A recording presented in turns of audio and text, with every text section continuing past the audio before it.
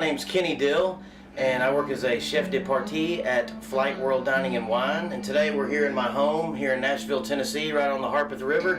And I'm here with my friend Danny Thompson, and he brought me some venison here today. We have 1 pound of venison cut with beef fat here, and what we're going to do is we're going to make a venison ricotta meatball. What I have here today is I have about 1/4 cup of fresh parsley, 1 egg lightly beaten. Here we have 1/4 cup of Italian breadcrumbs, 1/8 teaspoon of crushed red pepper, 1 tablespoon dry oregano, 1 teaspoon of salt.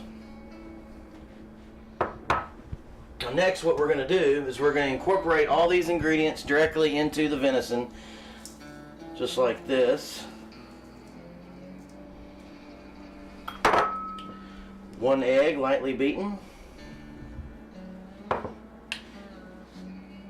And another main ingredient that we've incorporated in here is fresh ground fennel seed. This is the most important part of the ingredient in the recipe.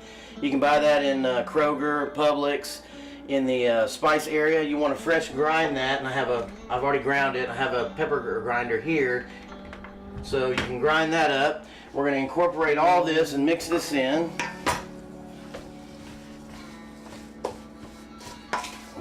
Mix everything in as well as you possibly can. Then we're going to take a 2-ounce gauged scoop, and we're going to scoop each meatball uniformly into this pan here, which I've lightly coated with olive oil. Make sure you have olive oil in your pan. We've got our oven set to 450 degrees, and we're going to bake these at 20 minutes or until the internal temperature is 165. So we're going to give this a real good mix. Once everything's incorporated, it should look about like this. So now we can start to make our meatballs. So we have our 2-ounce scoop gauge here. I'll bring it in. You want 1 good even scoop, just about like that. We're going to bring it to our hand here. Make sure these are very, very well packed. Then we're going to lay these in our pan, and we're going to make sure that all the meatballs are actually touching each other in the pan in linear lines. Here we go. And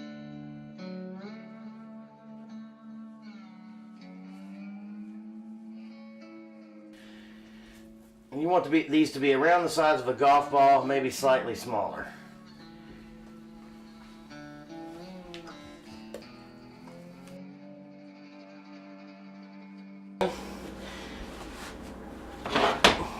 Notice we all have these lined in a row, so that way they stay uniform. Now what we've got here is we're looking for 165 degrees. So let's temp these out. 176, looks like we're good. Once that is done, this is the key part next, is we're going to want to transfer these to a towel here. That way we can drain some of this grease off before we freeze them.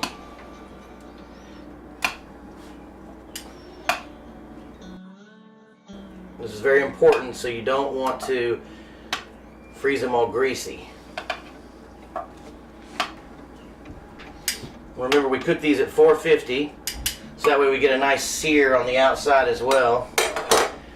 Now once those are drained, now we're going to transfer these to another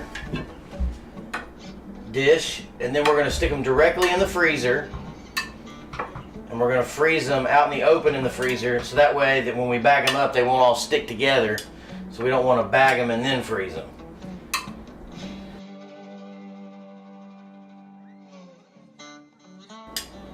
One pound makes quite a bit of meatballs. Alright, so now we've transferred these over. Look how good those look. It'll be awesome. Now we're going to put these directly in the freezer. Freeze these solid. Once they're frozen solid, you can put them into a plastic Ziploc freezer bag. Anytime you would like a ricotta venison meatball, all you got to do is heat up some marinara on the stove, thaw out a couple of your meatballs, put them in the marinara, Shave a little bit of parm on top, throw some chopped basil on top, bam, you're good to go. Hope this has helped you guys out. Hope you enjoy it. Hope you enjoy our ricotta venison meatballs. Stay hunting out there.